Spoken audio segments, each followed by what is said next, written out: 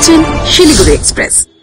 বেশ কিছুদিন আগে ঝাড়গ্রামে ট্রেনের ধাক্কায় মৃত্যু হয় পরপর 3টি হাতির, কিন্তু তার উল্টো চিত্র দেখা গেল ডুয়ার্সের জঙ্গলের মধ্য দিয়ে বয়ে চলা রেল লাইনের চালকের তৎপরতায় বাঁচল একটি পূর্ণবয়স্ক হাতির প্রাণ। রেল দপ্তর এমনটাই জানিয়েছে তাদের সোশ্যাল মিডিয়ায় পোস্ট করে।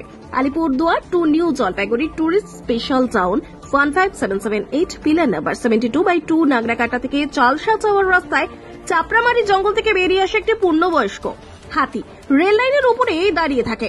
ট্রেন চালু অবস্থায় ট্রেন চালক বিশ্বজিৎ সরকার এবং সহকারী ট্রেন চালক মোহন কুমারের তত্ত্বাবধানে প্রাণে বাঁচল হাতিটি।